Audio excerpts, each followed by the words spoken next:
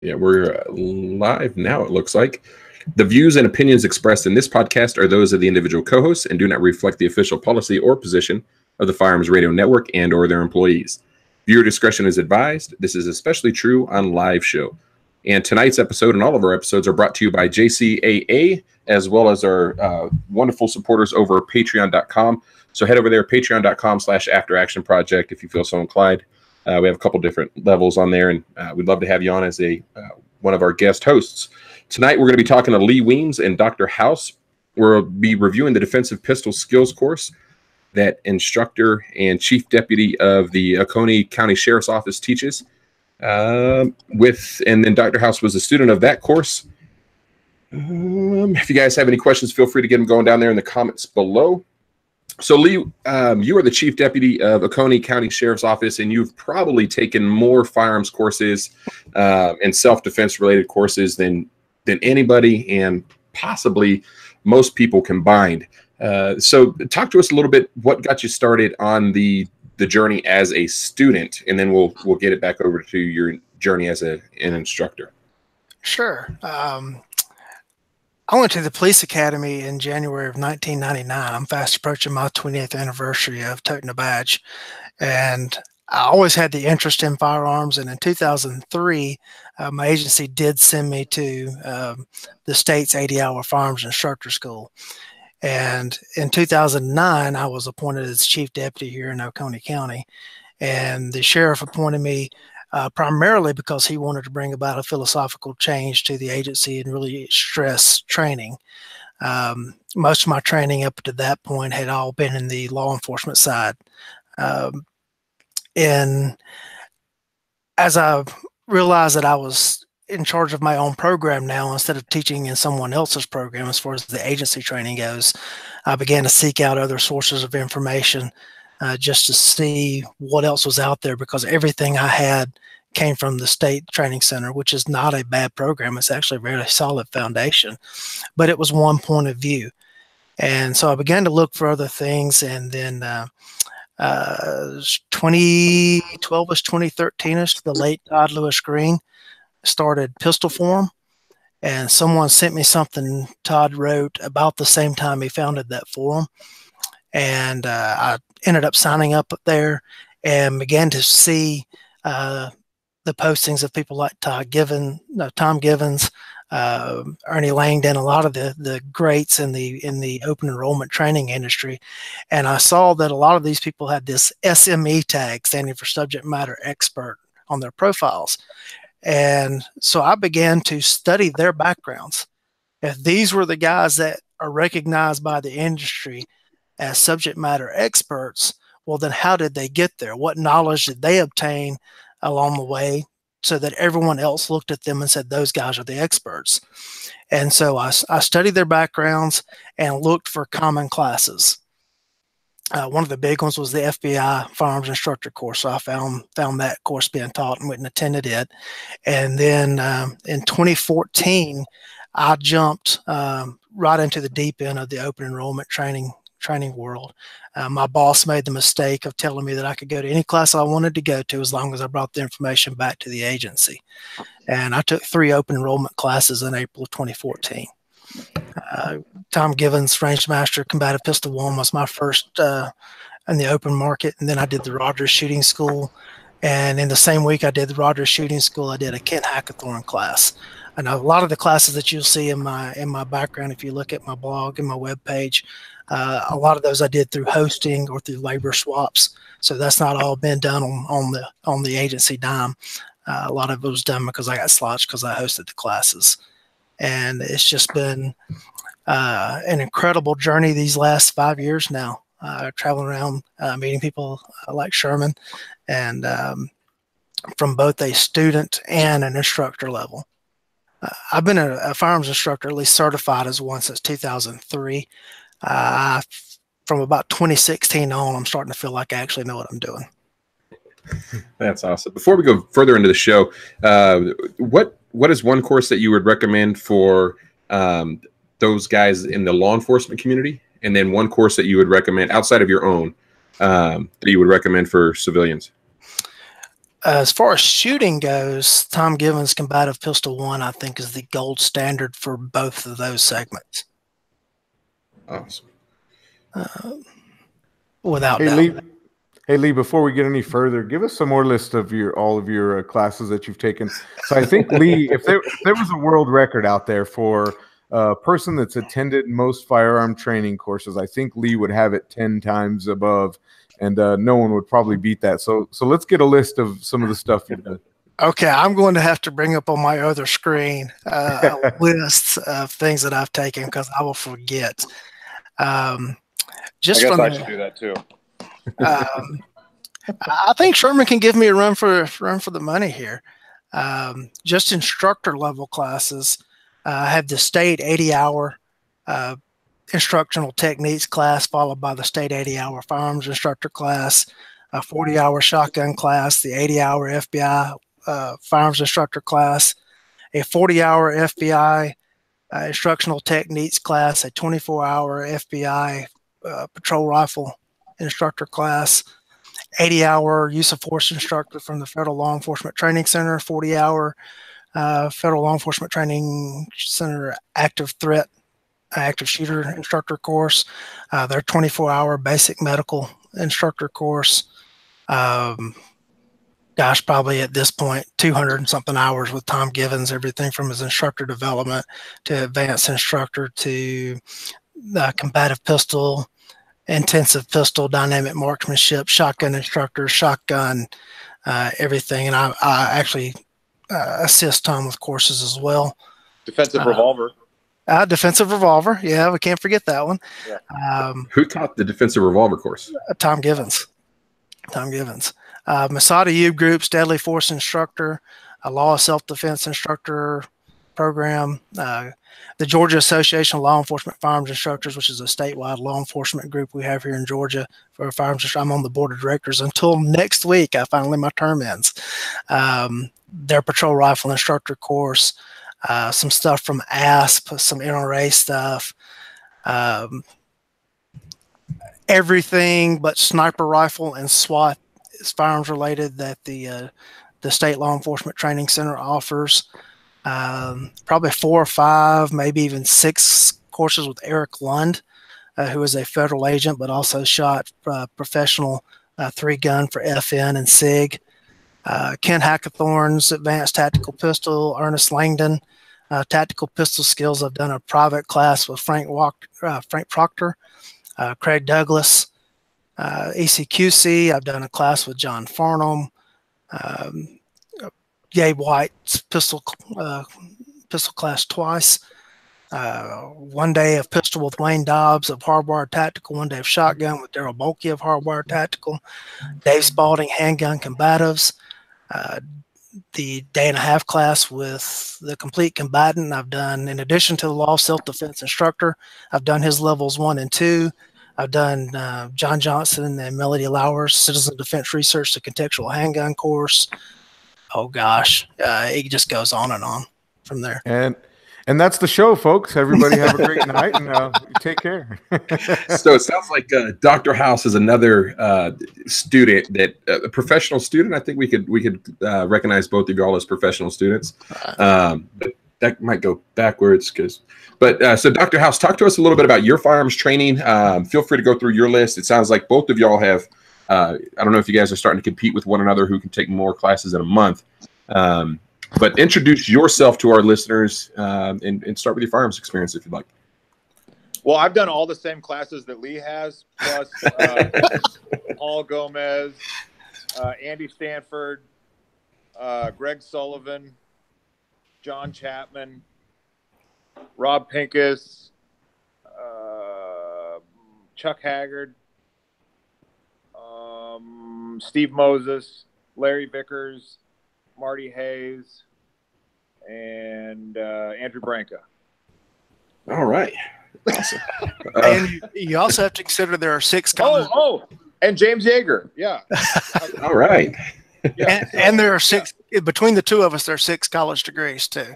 So, all right. I think I think I have 5. Okay, well then there's 8 college degrees. Yeah. Oh man. So boy, professional well, I students. originally started in this foray back in 1990 when I was a law enforcement cadet, and then that was when I took my first formal training, and then started outside of law enforcement taking classes in '96 in the Seattle area, and worked. I had a number of full-time jobs, but I worked as a first responder on a fire and EMS unit, and then I also worked concurrently as an armored truck guard, and I did that all through undergrad, and I ended up getting my first degree was in law enforcement. My second degree was in dual degree in cell biology and metaphysics and epistemology from Gonzaga University. And then my doctorate of dental surgery was from the Meharry Medical College here in Nashville. I did a hospital dentistry residency program at Metro General Hospital here in Nashville, a forensic odontology residency program at the University of Tennessee, Knoxville Body Farm. And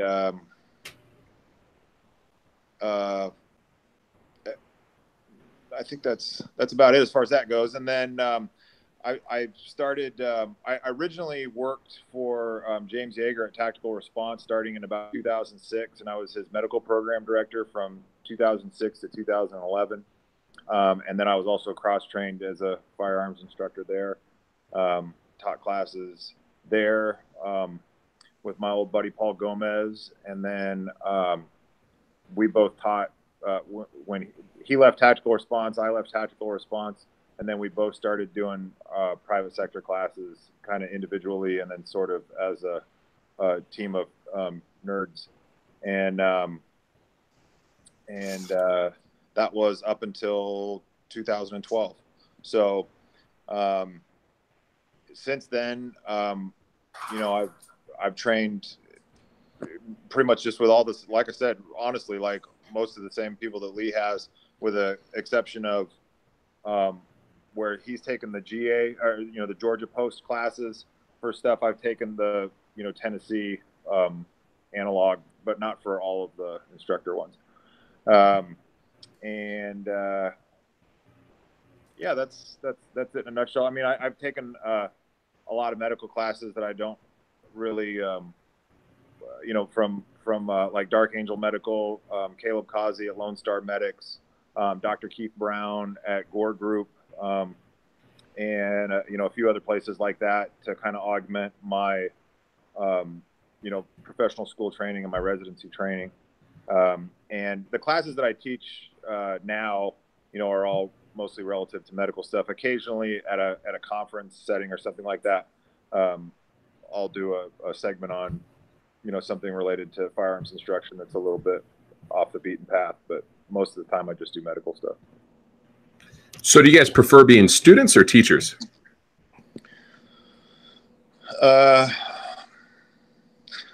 I mean, I actually enjoy the student part. I mean, you know, I've been in school for, you know, I had to go to school for a good bit of time, and you know, you kind of get good at it after a while, and it's, you know, I enjoy like continuously learning new things and kind of filling my head with ideas. And you know, I read a lot too, so I like all that stuff. It keeps me busy. And you know, the other thing about teaching is, and I think Lee's kind of the same way, is, you know, teaching for me is kind of like stand-up comedy.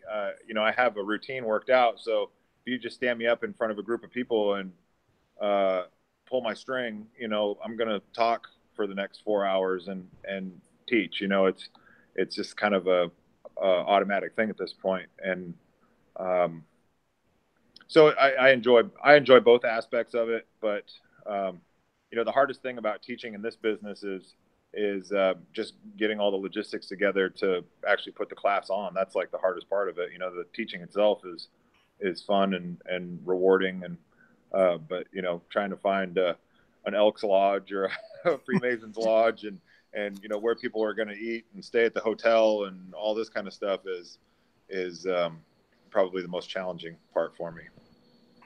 That's awesome. Yeah, I neglected to mention that I've taken a class from Dr. Sherman House when I did my list there just a second ago, and he mentioned Caleb Causey. I've taken a medical class from Caleb too, both highly recommended. And I did just pull up my post record, and I've just topped 4,000 hours of post training. That's it? Yeah, 4,000. That's the Peace Officer Standards and Training Council here in Georgia. As far as the question, which I enjoy more, to me, teaching is an extension of learning. Because in order to teach something, you have to master the subject.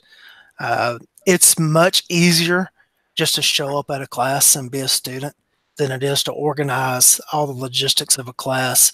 And that's been the hardest part of stepping out on my own with my own company, and all the logistics involved of getting everything that you need to the range, making sure that you've got all your materials set up and everything. You know, in law enforcement, if I'm teaching for my agency, it's all there on the range already, and I can tell people, you go over there and set that up. But it's a difference when it's paying customers. And thankfully, I'm going to take a second here and mention Steve Havey, who is a guy that has just been a godsend to my attempts to get this company running, and another guy, Doug Jones, both guys here locally that have taken an interest in the product that I'm offering and have really helped in the logistics of getting the classes set up. Yeah, you know, you mentioned medical there, Dr. House, that you teach that a lot, and you guys have both taken a lot of training. I think that's almost like the fad right now. Would you agree? And I think it's important. I think it's almost more important as firearm training in these days. So before we go on, I just wanted to give a shout out to our other co-host, Judson. He's feeling under the weather this evening, so hope you rest up. We actually have a medical and force on force class coming up this weekend ourselves, so hope he's feeling a little bit better.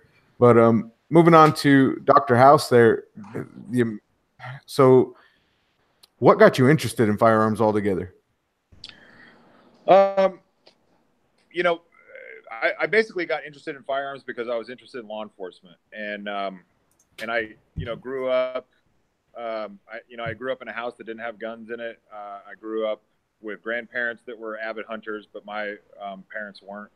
And you know, it wasn't until I, you know, was a cadet that I was actually ever really exposed to firearms at all. And then once I started doing that, then I, you know, kind of immersed myself in it and got to the point where, you know, I could look at anybody and, you know, recognize like what kind of gun they had on them and, you know, where their spare ammo was and all that kind of stuff. And, you know, this is back in the 90s. So, you know, there wasn't quite as many service guns as there were now. You know, there was Smith & Wesson revolvers, Ruger revolvers, and Colt revolvers. And then there was SIGs, Berettas, and Smith & Wessons, and Glocks were, you know, relatively new. So it was, you know, quite a bit narrower field than it is now. And then, you know, once you get into it and you kind of learn the nuts and bolts of the operation skills, then, you know, the gun that you choose itself, it doesn't really matter what it is. I mean, we all have our personal preferences. I mean, you know, I'm on a department that is primarily Glocks, but, you know, I carry an M&P because it's kind of like a Glock, except it's made for men. You're better. Yeah. And so, you know, I enjoy it. And I'm still to the point now where, you know, I still get a kick out of guns, but I get a bigger kick out of, you know, the skills utilization and kind of getting my own personal skills to a level of automaticity, as John Hearn says. If I'm right, I have to correct you on the M&P made for men, because isn't it the 1911 is made for men? Oh, that's for the 1911 was made for military reenactors. Oh, okay, got it. You have to sing "Over There" if you're going to shoot a 1911 every time it's not. Yeah, that's right. Awesome. So for the defensive pistol skills course, I'm assuming that you ran an M&P. What gun did you run specifically, and what gear did you bring with you? I brought, well, I don't know if Lee mentioned this already, but the class that we had that I had with him, it was uncharacteristically cold. It was actually snowing in April in Tennessee, which is kind of unusual, because that's supposed to be the spring. So it was very cold. I think I had about 7 layers of clothes on, and getting a appendix carry rig out from underneath all of that stuff, and not even getting it out so much, but more like putting it away was a concern to me. So I have an old Tex Shoemaker outside the waistband leather. I don't even know what style of holster you'd call it. It's basically just like a pocket, and it's leather that's like 1/4 of an inch thick. It's basically a police duty holster without a thumb brake.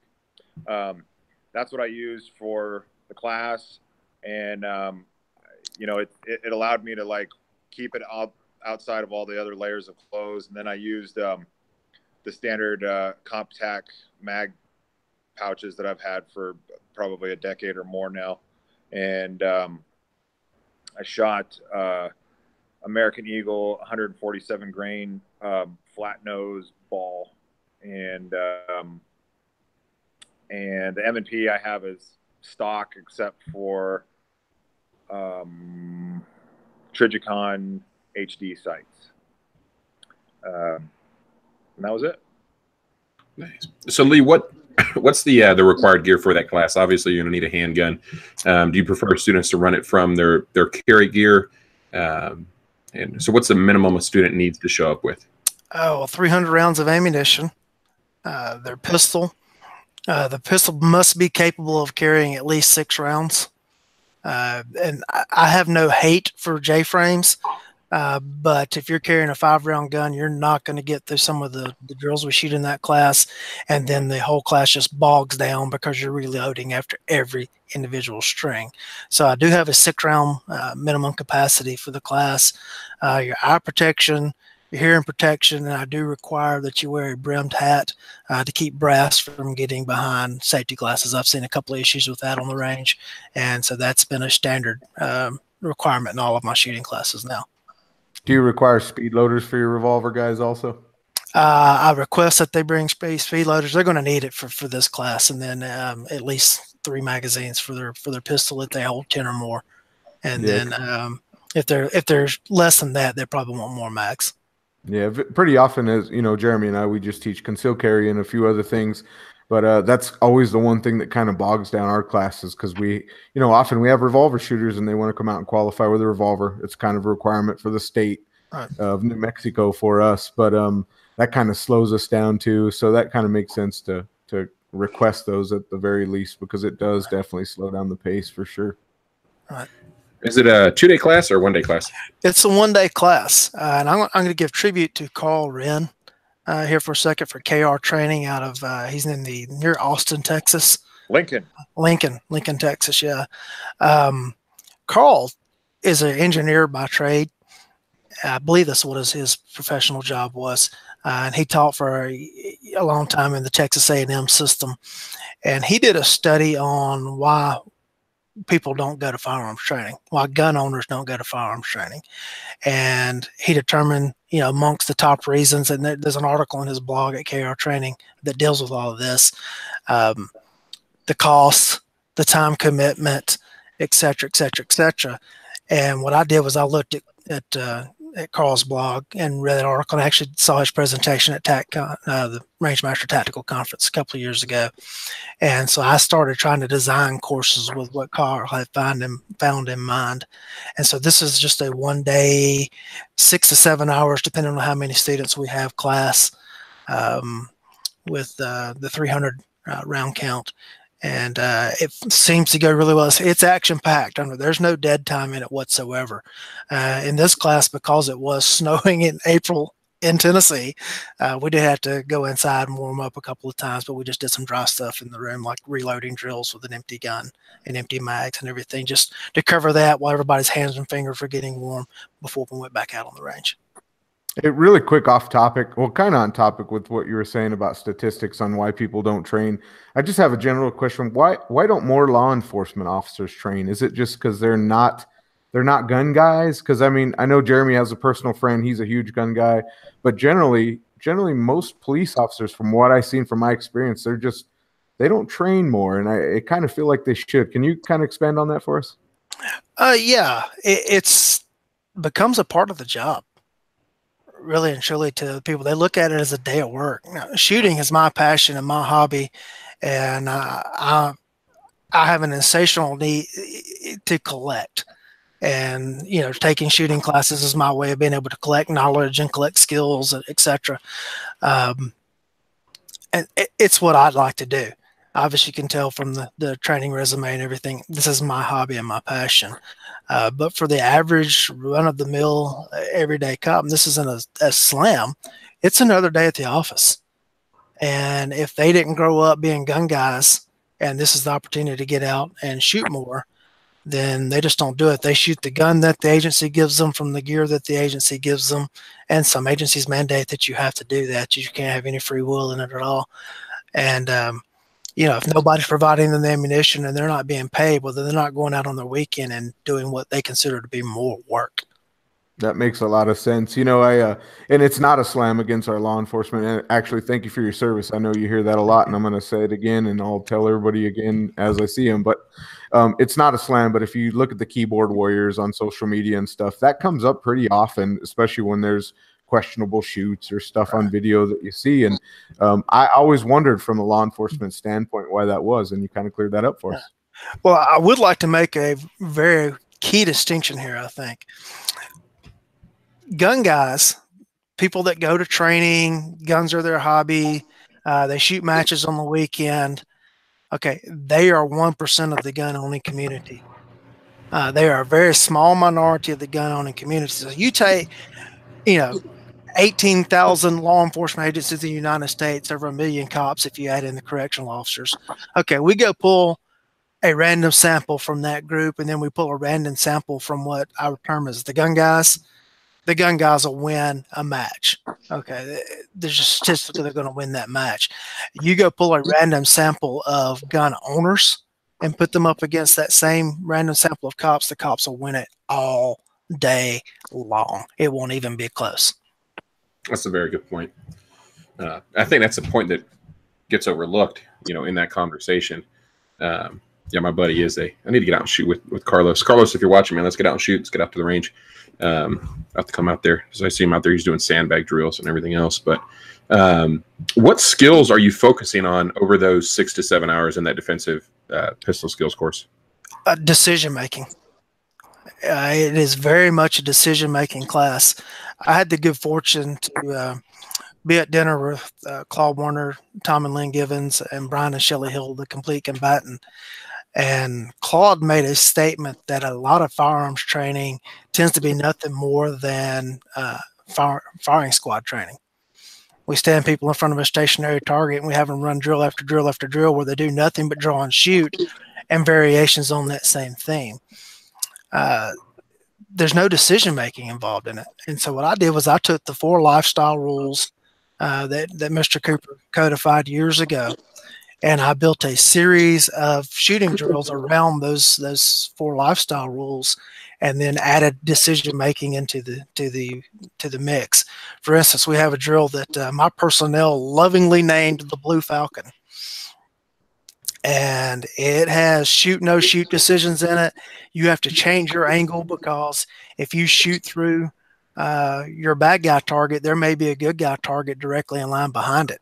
So you have to change your angle so that you're not shooting through and getting your good guy, because I'm wanting to simulate what you're going to have happen on the big box store parking lot, etc. The world's not two-dimensional. It's not you're getting a target set up, facing square and standing still to you. The world is you're moving, things around you are moving, and you have to account for those things. What's that lifestyle rule? We must know our target and what's beyond it. And so that the Blue Falcon focuses completely on that drill. Then there are some others that you're having to make some decision-making at speed with some target identification. and you're having to do it head to head against another shooter. And if they finish their problem first, well, then they won the gunfight. As a student in that class, Dr. House, what would you say your biggest takeaway was from it?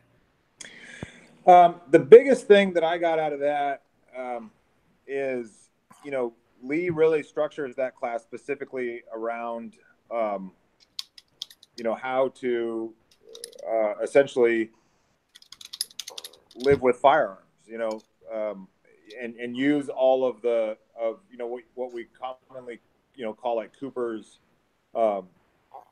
rules, or gun sight rules, as kind of a template for how to, live and work with guns. And, there's an essay on my website that I wrote about it, called Lifestyles of the Armed and Dangerous, subtext, defensive pistol skills and social shotgun with Lee Weems at First Person Safety. And that's it, my website. Little plug, civiliandefender.com. And you can just search there and you'll find that article and photos from these classes that we're talking about. But, when you consider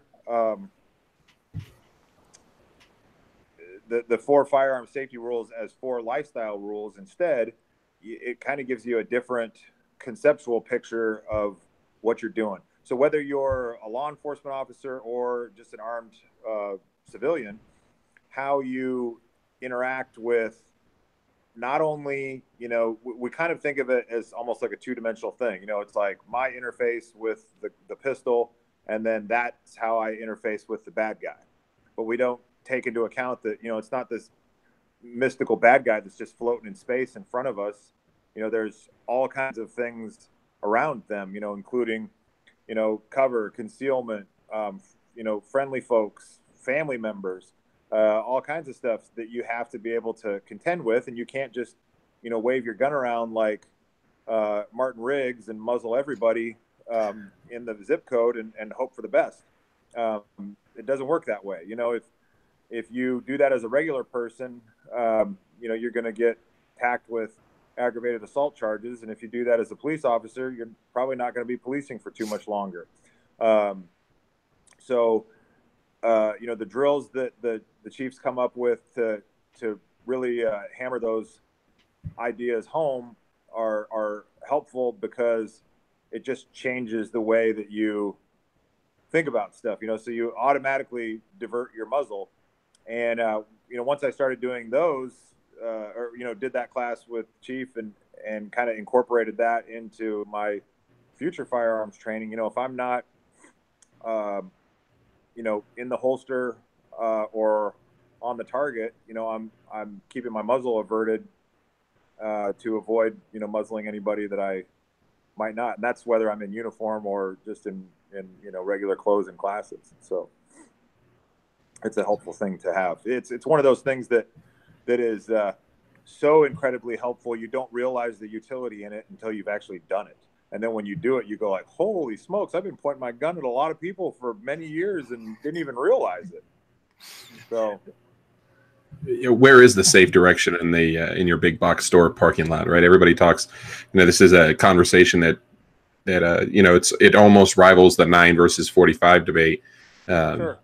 So, and that's so I love hearing that, right? It's because where is the safe direction when you're in the Walmart parking lot or the Albertsons parking lot? Talk to us a little bit from your perspective. What did it look like when you showed up on the range, and what does that look like for students when they show up to this class? You asking me or Sherman? Sorry, Dr. House. Pretty standard. There's a series of target stands, and Lee's pretty diverse with his target usage. He switches back and forth, relative to what we're doing. But pretty straightforward. We use target stands, and then but for paper and cardboard targets, and then we used some steel reactive, disc type targets for the second half. And then from the instructor standpoint, Lee, what does that look like for you? What are you, when students show up, what are some of the things that you're looking for in that safety brief that you do at the beginning of the course? We really hammer the 4 lifestyle rules. We try to put them in context and explain them more than just words on a piece of paper. I'm not one to point fingers at any other instructor, but I've been to some classes and the instructor's like, okay, guys, you're going to treat all these guns as loaded, et cetera, et cetera, et cetera. Don't shoot anybody. Let's hit the range. And no, we spend probably 30 to 45 minutes at the outset of class discussing our medical plan as to what's going to happen. Now, thankfully, Sherman is Dr. House is a very qualified EMT, and we had some other peace officers that were in that class. But there was a specific challenge in that cell phones didn't work there unless you went down to the classroom and could get on the Wi-Fi and do Wi-Fi assisted calling. So we had to really discuss how we were going to evacuate in the instance that we did have an incident. Thankfully, we didn't. When I get students up on the line, we work dry for a little while. Tom Givens is unquestionably my mentor in how to run a class. And he told me you never run a class without doing presentation training right up front and making sure that everyone is drawing the pistol safely and putting the pistol away safely. So we do that for a little while. Then we work into a ready position training that is based on my reading of Scotty Reitz out of the LAPD Metro Division. Unfortunately, I've never been able to train with Mr. Reitz, but I've read his writings and I've taught with Eric Gilhouse and Shane Gosa, who have both trained with him, to make sure I'm understanding what I'm reading for. So we use what he calls the Metro Ready position. Standard low ready, which is taught in most law enforcement training and in a lot of private sector training as well, is you've got the pistol center of mass. It's just below the belt line. Well, we're violating a lifestyle rule. We're pointing a firearm at something that we have not made a decision to shoot at that point. And so we're using offset ready position. Now that's very, very much contextualized because it is a subject control technique. Or in the box store parking lot, well, I guess it's a subject control technique. Maybe it's a subject deterrence technique, which is, I guess, a form of control. But we go over the philosophy of that and why I suggest that you use it. And for that context, it doesn't work going up steps and it doesn't work entangled. It does only work in that set of circumstances. And then we work from drawing both from the holster to that ready position and giving a verbal command, and drawing from the holster to center mass. And we do some dry work, and then going from the ready position to making a center mass dry practice shot. And then eventually we go live fire with that. And if there's one thing that I want said about my classes, is that fat guy spends a lot of time on not shooting people. I really would like that to be a calling card of my training. Spend a lot of time on some things that you can do to avoid the conflict in the parking lot to begin with. Things to look for, watching and subject behavior, and some things that you can do to avoid the gunfight. We really do not want to be checking that box. We want to make it through our life without ever having to go that far.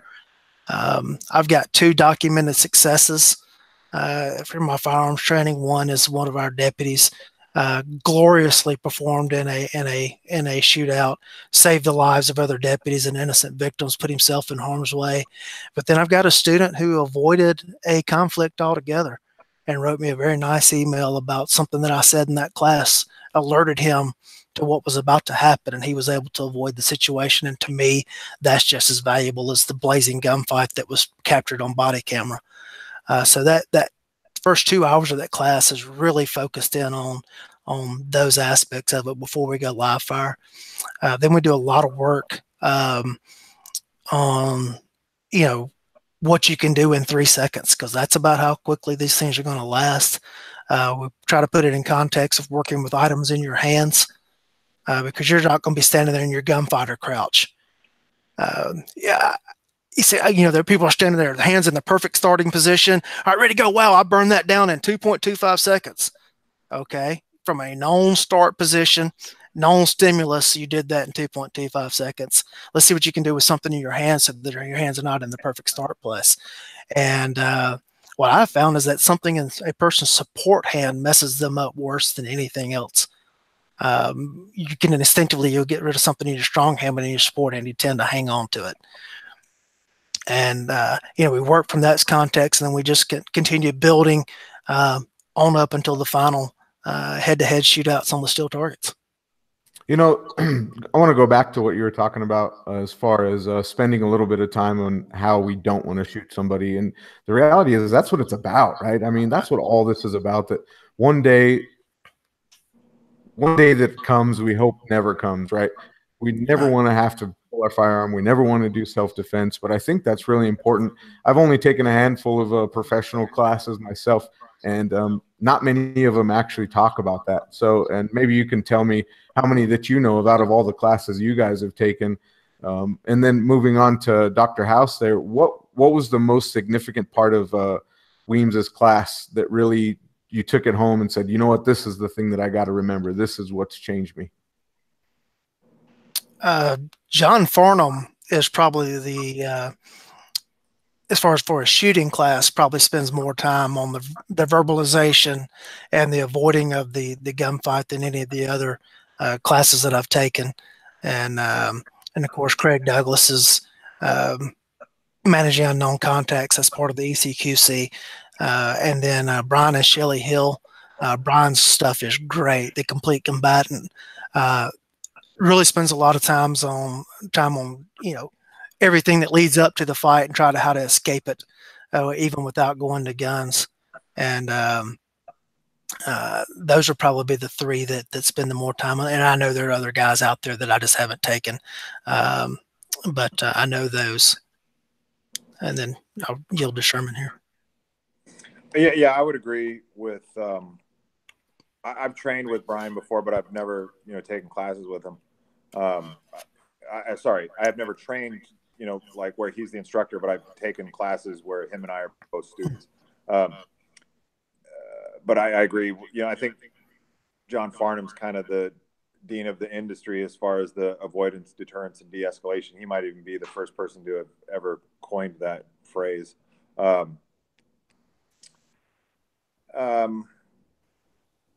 the big takeaway for me from Lee's class was, and I talked about this briefly in my essay, is, I'm a slightly above average shooter. I'm probably among law enforcement officers, I'm probably like a 98th percentile shooter. Among like the good civilian crowd, I'm probably a upper 60th percentile. But I do okay, and I can tell you that in Lee's class, when you introduce the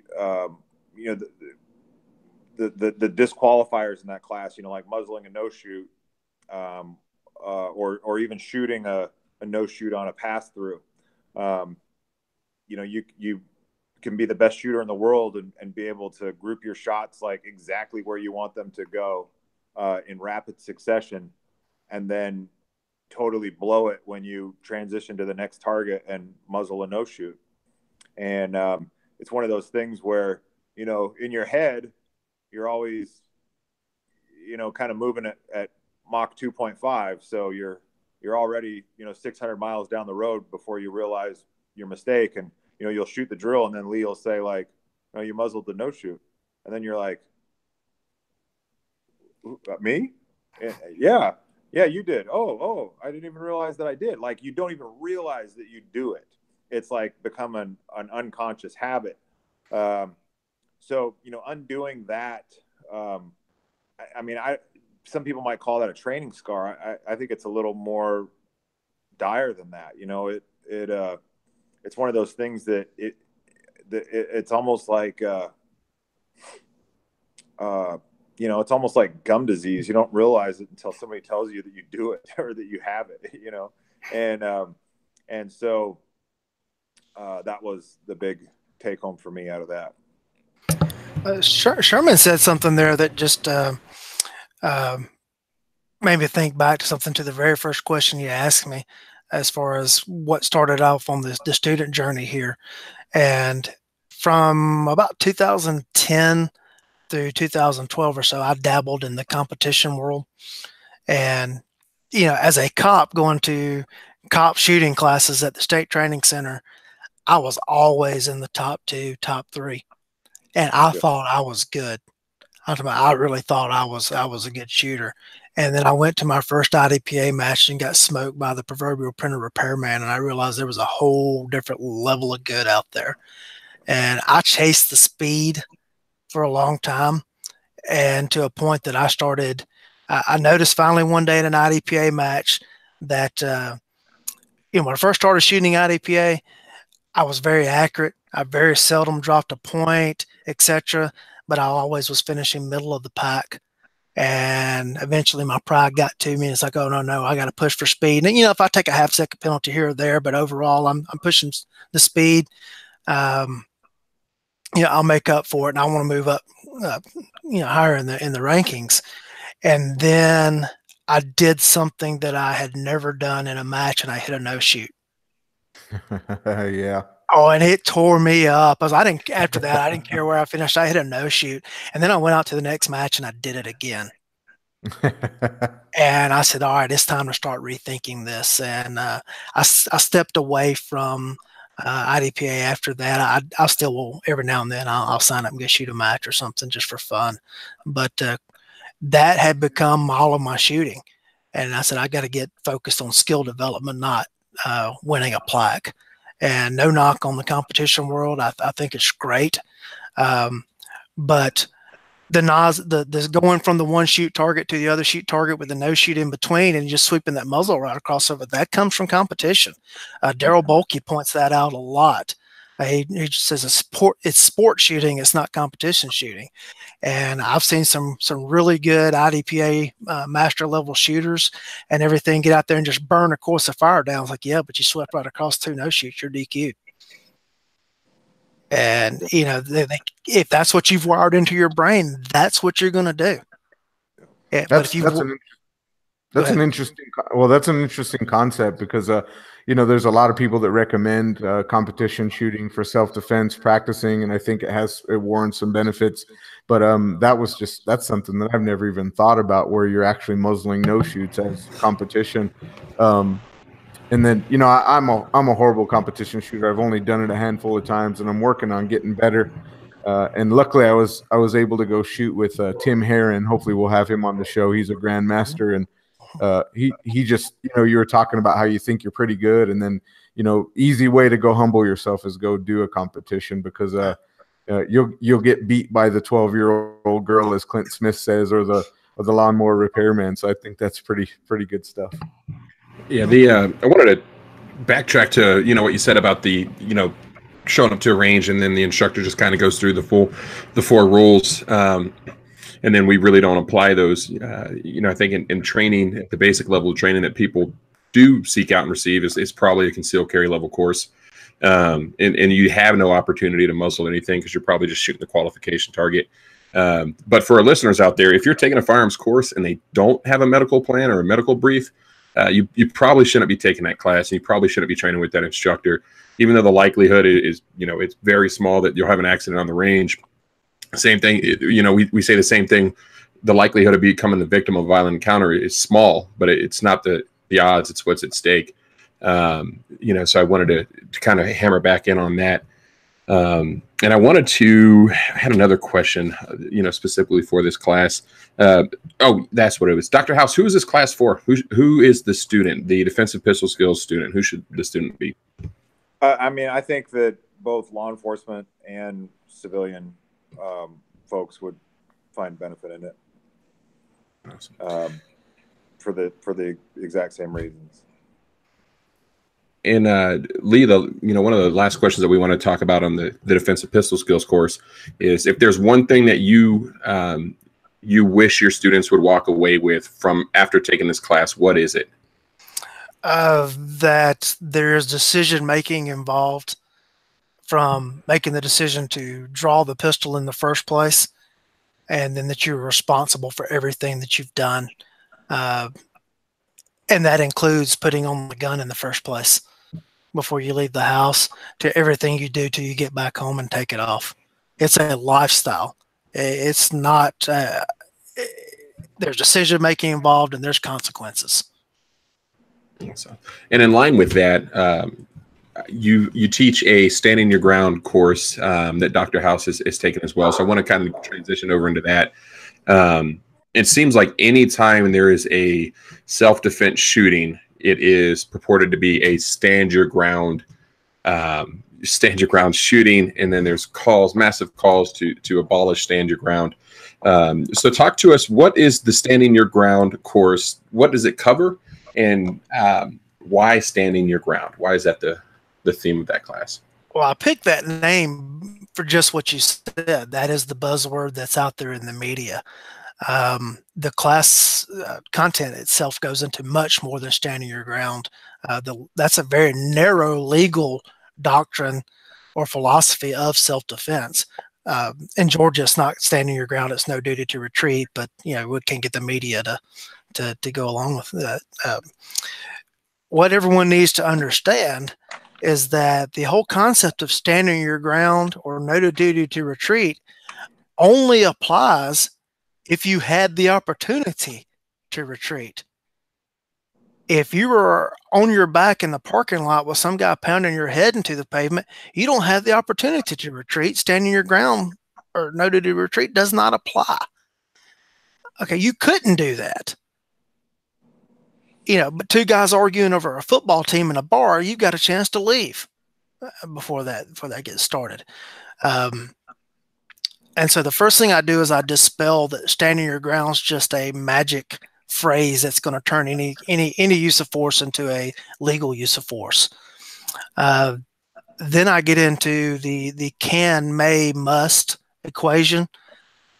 You get a lot of times in shooting classes, I've heard, as both I've been a student here and ask other instructors, and I get it a lot in mine. And as students will walk up and they'll ask some form of this question: if suspect does X, can I shoot then?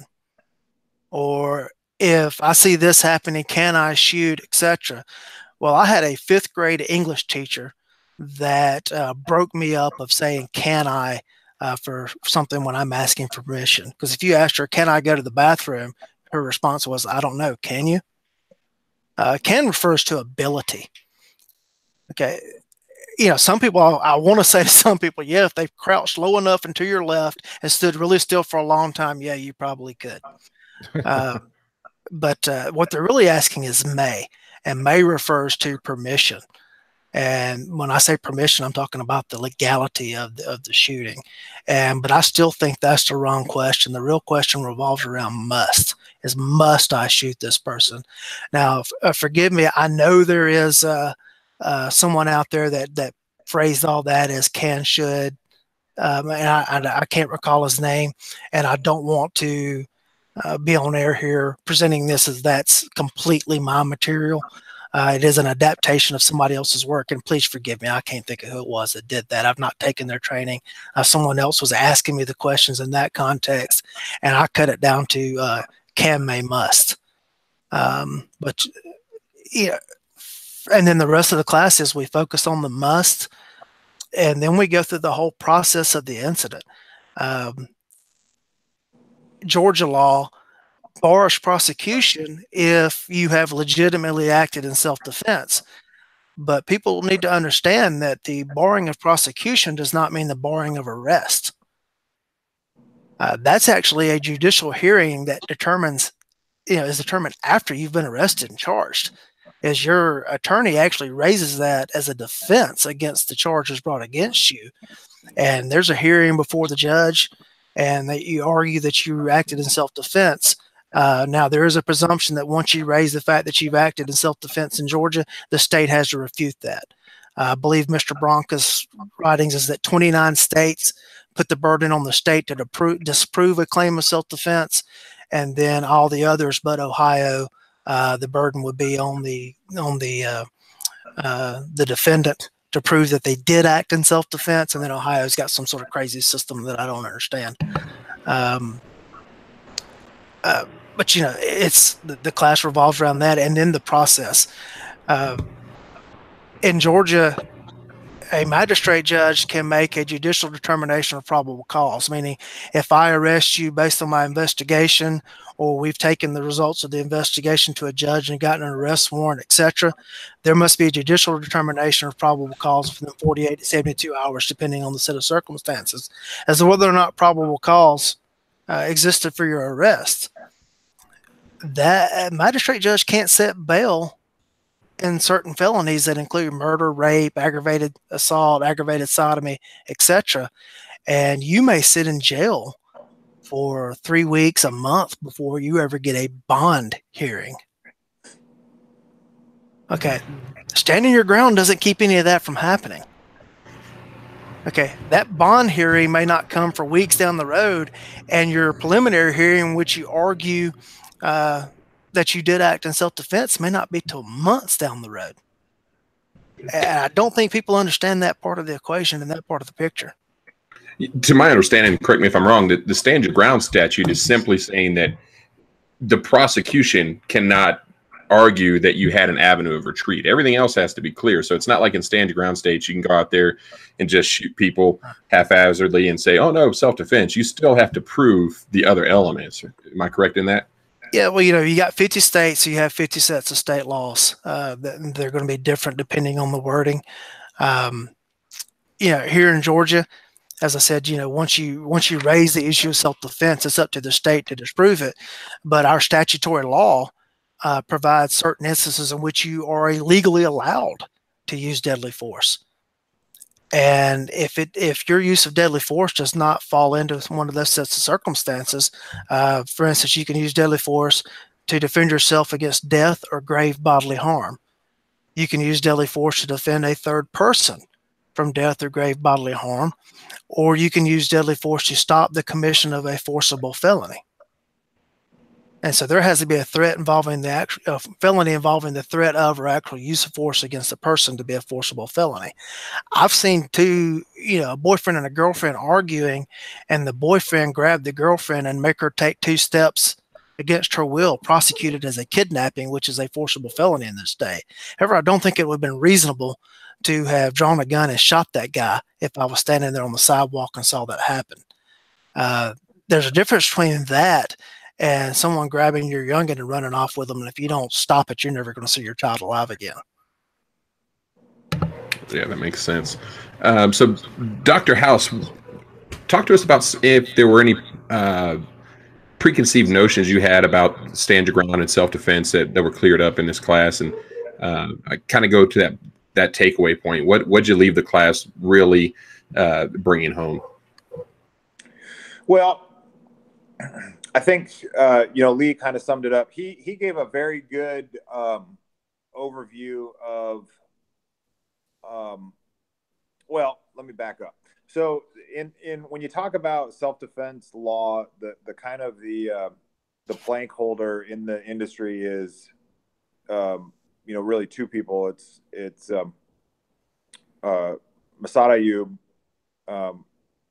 and then Andrew Branca, and then also to a degree Marty Hayes through the Armed Citizens Legal Defense Network, and the Firearms Academy of Seattle.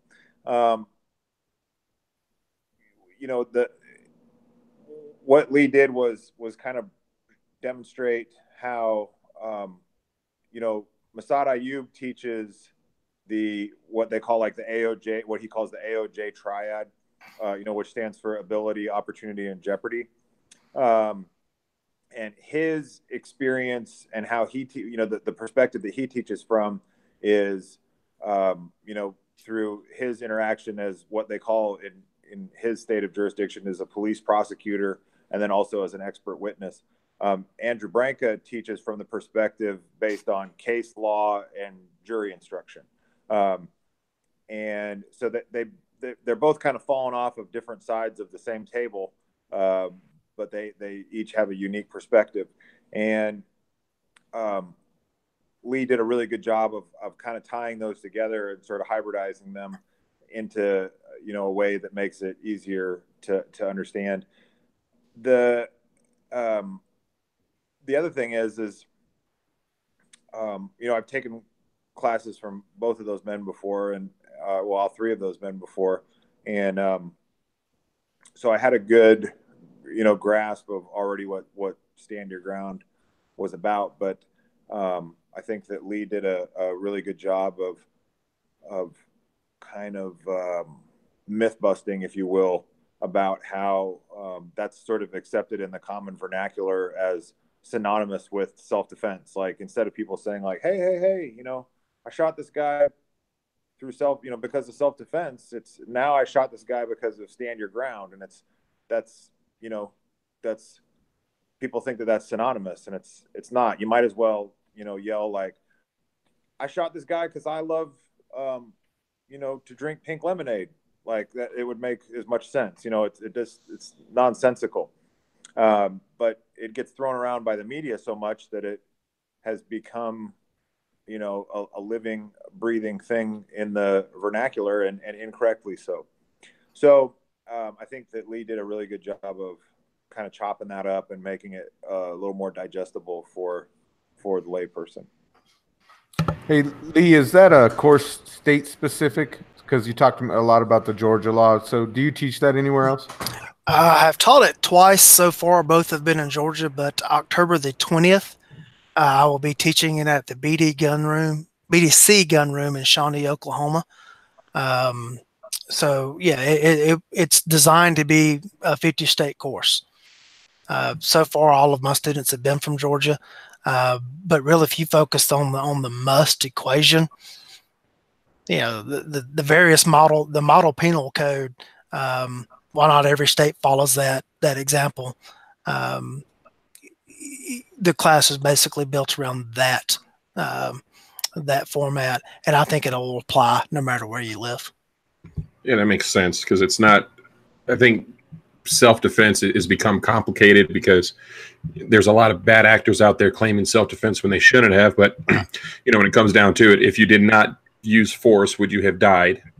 Right. If yes, then you're pretty good, and you have a pretty solid claim of self-defense. And there are some things that that have made it complicated, which is why we advocate, if you're carrying a gun, it's kind of like Andrew Branca says, is you carry a gun so you're hard to kill, get educated so you're hard to convict, or something to that effect. I think I butchered it, but I think it is important. That's some training that folks should seek out and receive.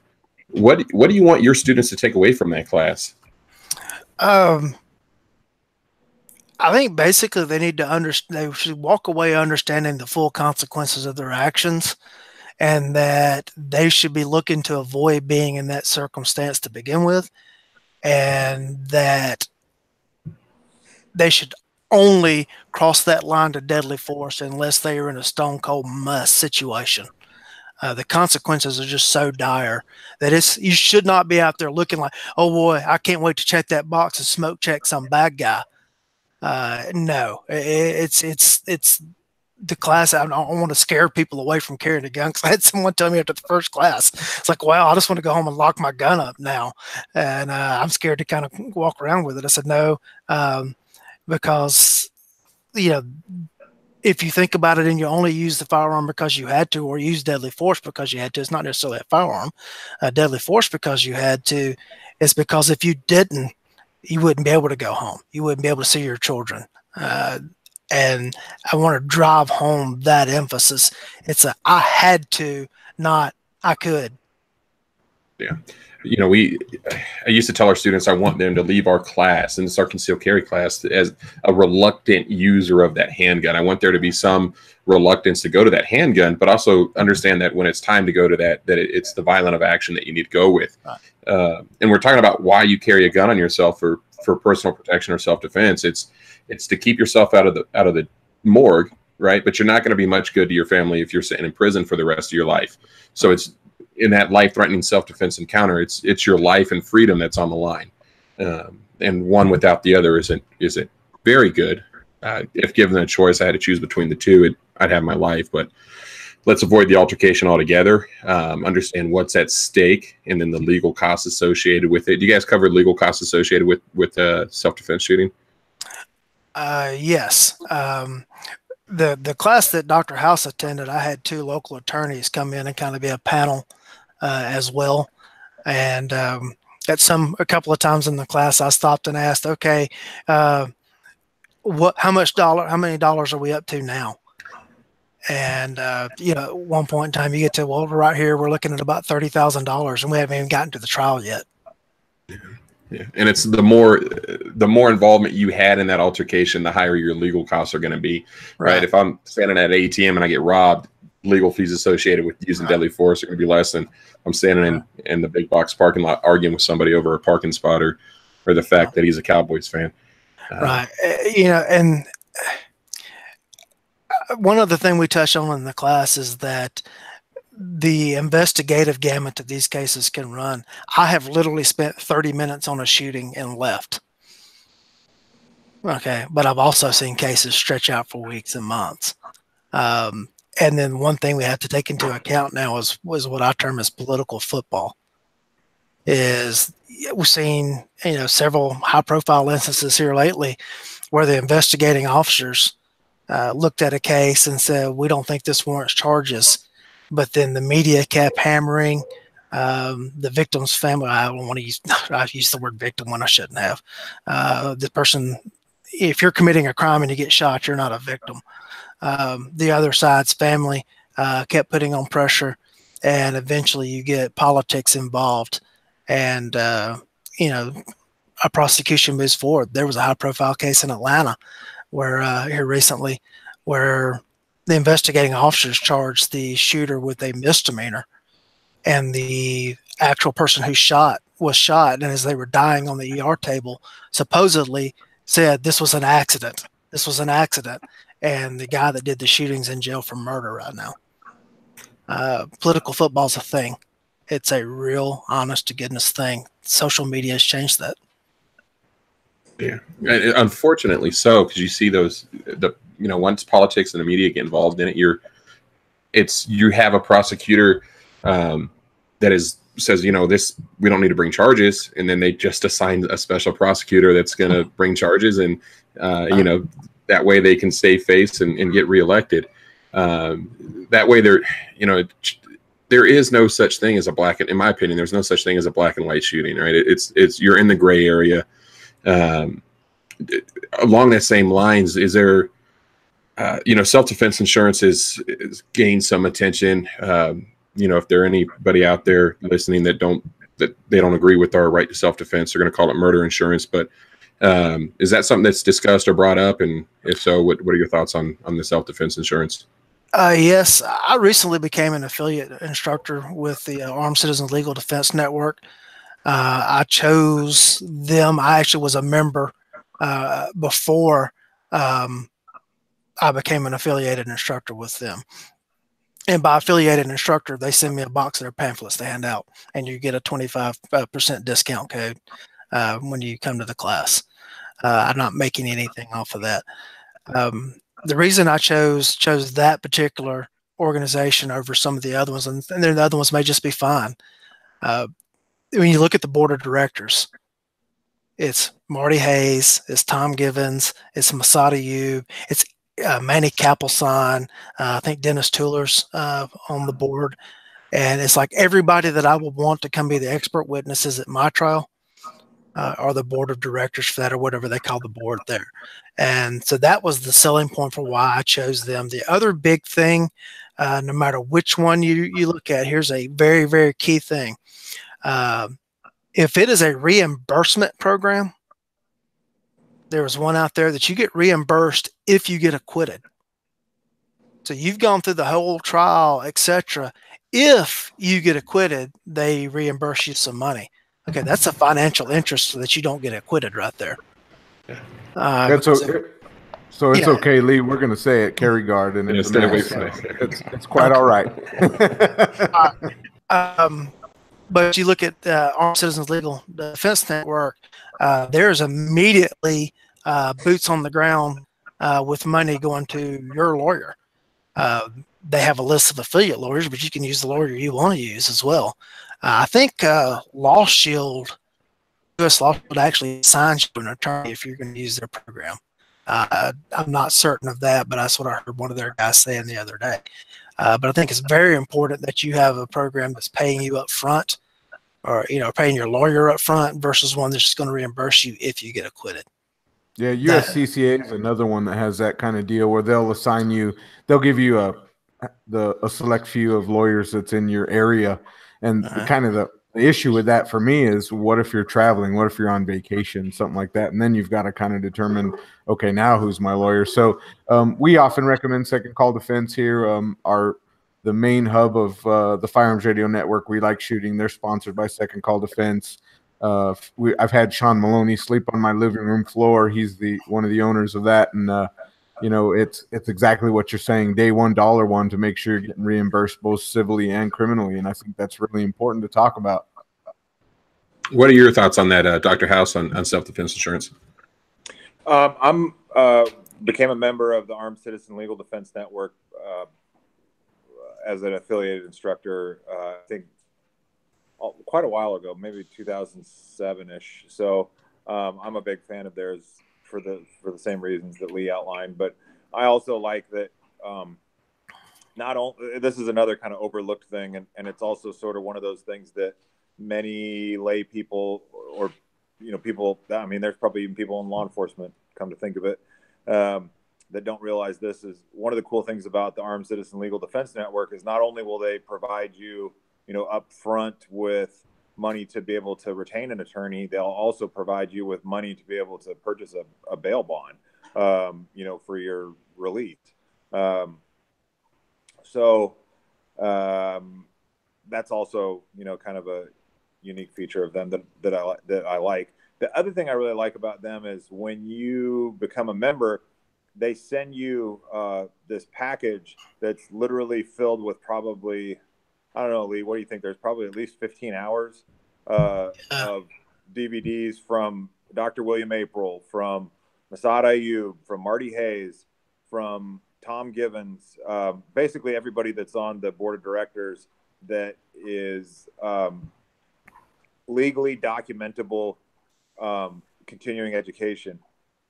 That what they recommend is that when you watch those videos, you actually write the date that you viewed them, and then secure all that stuff in your gun safe or your safe room to use as evidence in your defense if you are ever required to provide that kind of thing.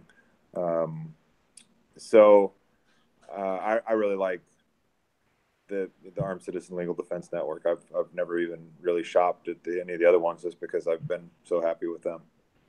Yeah, I am or was an affiliate instructor with them as well. I do love the DVDs that they send out with it, and their board of directors would be second to none. A lot of those guys on that board of directors would be hired by other self-defense insurance companies to testify on your behalf if it looked like that was going to be beneficial to your case.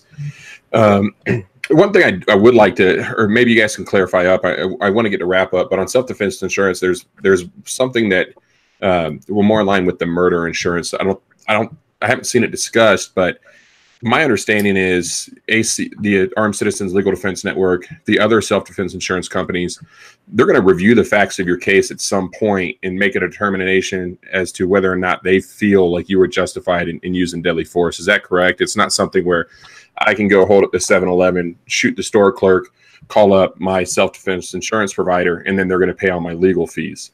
Are you guys, am I correct in my assumption of thinking that or believing that you know of? Yeah. When you, I don't know what you want to call it, invoke, and when you invoke the wrath of Marty, I mean, the help of Marty Hayes, you basically like have a direct line to him, and he's an attorney himself. So, you have to be able to articulate to him, like, the justification. Correct. so that he gets a good grasp on what's happening. And so yeah, I think that it's at his discretion what gets used and what doesn't. That's my understanding as well. Yeah, I just wanted to clarify that in case there's anybody out there listening and think they can go out and start knocking off people and using their self-defense insurance company. That's not the way it works. There are people behind it. And it doesn't go to the same level of, it's not the legal justification of self-defense. If it, probably the preponderance of evidence, if they can look at the facts of the case as you present them or as they've reviewed, and it looks like you were justified, and that's a good thing, because as a member of that, I don't want those legal fees getting eaten up and just wasted on criminals that are, unlawfully using self-defense. So I think we've taken enough of your guys' time. Before we wrap up, Lee, give us a piece of advice that you want our listeners to take away from this, from you specifically. Um, It could be firearms related or anything, just a piece of advice. I think you need to understand the consequences of putting on that firearm and walking out into the world with it. And that it's not a magic talisman. It's not going to ward away, evil things, and that you just can't pull this gun out and use it because you got mad or your pride got hurt. And, there are dire consequences to it if you do so. But the consequences of not being prepared to do so far outweigh those consequences. I think that's the thing. It's an awful decision that you're having to make, but the consequences of not being able to defend your own life or the lives of your family, if it came to that point, is a more important consequence. Absolutely. And Dr. House, your parting advice for our listeners. There's so much more involved in the civilian self-defense world than just putting rounds into the bad guy. And I think that Lee always, when we've team taught classes, Lee always says Weems and House in 2-part harmony. And I it sounds like a throwback joke to the early 80s, but it's also kind of makes good sense, because both of us teach stuff that goes beyond the put the hot lead in the bad guy. Sure, that's great. That's all well and good. But when you consider the totality of the circumstances of these incidents, like you said, there's no gray. There's no black and white shootings. There's always, something odd or weird. And there's always, like Lee calls them, the lifestyle rules are always, in play 100% of the time. And every one of those rounds that you fire hits something, whether it's your intended target or not. And then as a corollary to that, every time you turn that muzzle towards anything that isn't, pointing out the bottom of your holster, you're also responsible for that. So when you think about all those things in concert, where I come into play is when those rounds end up in some living tissue. And my job is to teach you to be able to keep that living tissue living long enough for the good guys to get there and move that person along to a higher level of care. So when you think about the training in those terms, it's sort of a different kind of deal. I hate to even call it like a shooting class, or people say like, what did you do this weekend? Oh, like I went to a shooting class or something like that. But that's not a very comprehensive answer, because there's so much more to it than that. It's not just standing there in front of a piece of cardboard and fanning the trigger and throwing rounds out there as fast as you can. It's far more cerebral, and it's much more like a martial art than it is like a video game. You know, it's not like that at all.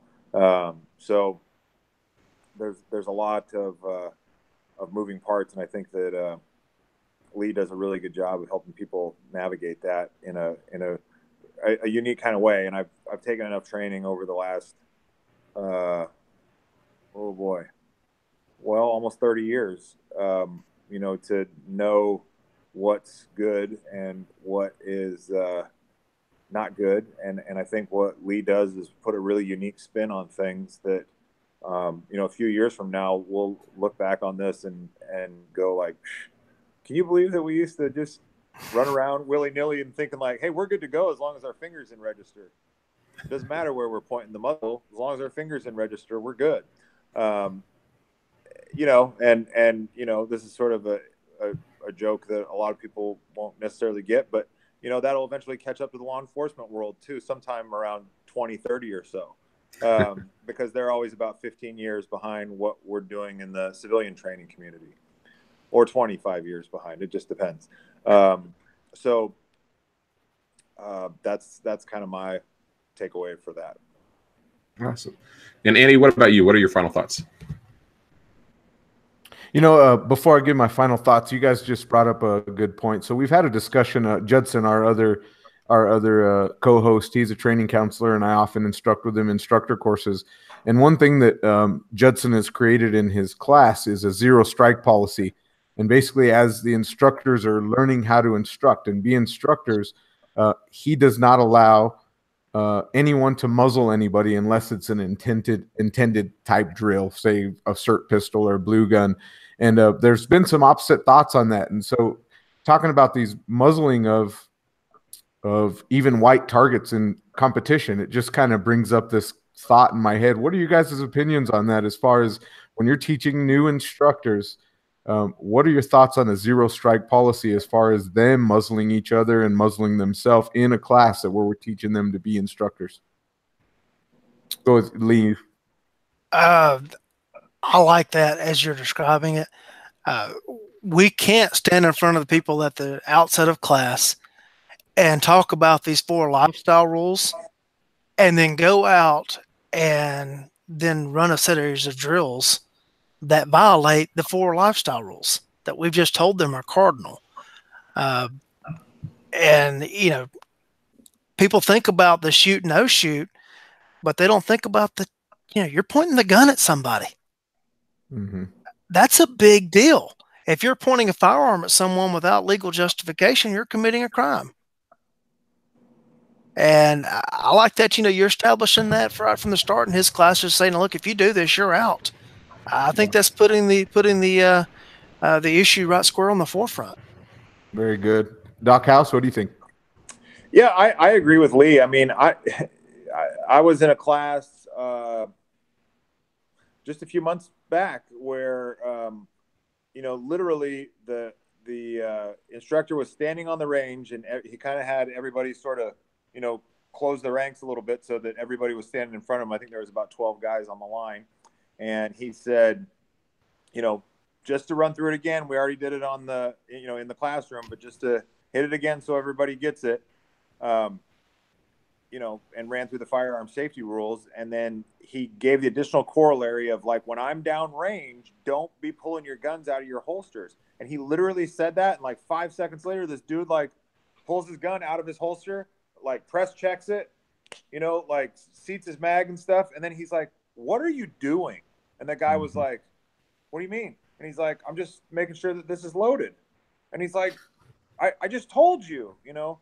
And so, yeah, I'm all for it. And, you know, both Lee and I have trained with Tom Gibbons extensively, you know, and he does not suffer fools with that kind of hijinks readily. And I've been in classes, and I think Lee has too, where, you know, there's been a guy that does that. And you know, the reason that people do that is because they're not paying attention. They may be in that class, like their feet are in their boots and they're standing there on the line, but they're checked out. You know, they're not, you you know, the whole point of those classes is to be able to think with a gun in your hand. They're not even thinking about the gun in their hand.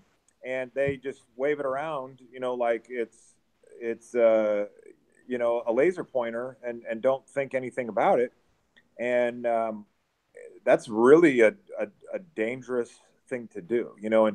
And you know, again, that's what I really love about Lee's training, is it really hammers that home that, like, you know, everywhere you point that thing, you have the potential to remotely drill a hole through it.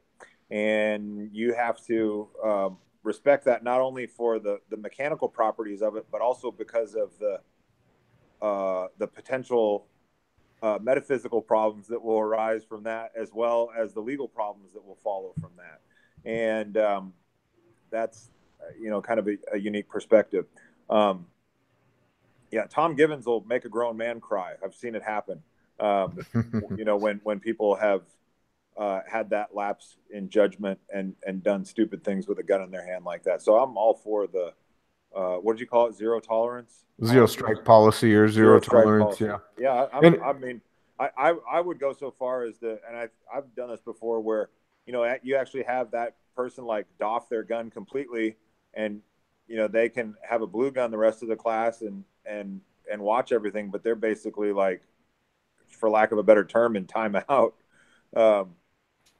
You know, and until they can kind of get their mind right. Yeah, for sure. You know, as we say, monkey see, monkey do. And if you have an instructor that's standing up pointing guns at people, what are they going to do when they go home to train their children and their family and their friends and their loved ones? Because he's just taken this high quality class, they're going to do the same thing. So, Jeremy, I think you had something on the conversation. Yeah, I think it's something that as a community we don't stress enough. The two of the paramount ones is you don't point your firearm at anything that you're not willing to kill or destroy, or something to that effect, right? And that goes with know what your target is. Too often we see somebody, you know, it happens almost every other month or so, where somebody hears a bump in the middle of the night, they go downstairs, they see a shadowy figure, and then they shoot and they kill, turned on the light, turns out it was a loved one. Right. So I think it's something that as a community, we just kind of accept that things are going to happen. We accept that, you know, on the range, we're going to have students out there that might muzzle us.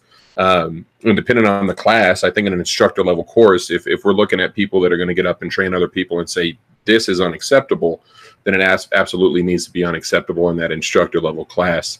You know, and to clarify to that's to Judson's instructor level course. It's not for, you know, a basic pistol course where instructors are taking on a little bit more risk, because we know students are, you know, they're new shooters. They're the newest of new shooters. And the last thing that we want to do is turn them away from training by embarrassing them in the middle of class. So I just wanted to kind of, you know, I think we don't emphasize that enough within the community, that you don't point your gun at something that you don't know what it is. And then, so back to you, Andy, what are your final thoughts for our listeners tonight? Yeah, so sorry about that. I know we went down a rabbit hole, but I thought it was an important question that we've all been kind of looming over lately. So first of all, I want to thank our guests, Lee and Doc House, for coming on with us. I really appreciate it. It was a great conversation. Every time we do one of these shows, and I think we're close to 20 shows now, because we're kind of doing this new. Every conversation we have, it just makes me want to go train more and more and more. And now I just got to come up with the funds to do that thing. So for our listeners out there, guys, get out there and take a course, whether it's a local course. If you can afford taking a top-notch course like Weems's course here, do it. It's worth it. You know, this is all about our life. This is a lifestyle change. And finally, just one last thing. We've talked about it a couple times here recently. Jeremy's had a baby on the way. And that baby is here, a beautiful baby girl. So I just want to wish Jeremy and his wife a congratulations on the new baby. Thanks. Yeah, she was a big girl, healthy. It's my third child. Literally, it's like I forgot everything between child number 2 and child number 3. It's like stress and anxiety, and like, man, I don't remember it being like this with the first 2. Maybe it's because I see, you know, the kind of kids that they grow up into and get into, but she's absolutely precious. Presley Ann is her name. And I think in a few years she'll be out there on the range with me, hopefully, if she wants to. We definitely appreciate everybody jumping on as always. Dr. House and Lee, if we could steal another 5 minutes of your time after the wrap up, that'd be awesome. Remember, it's your life, it's your safety and protection, it's your responsibility. Y'all stay safe.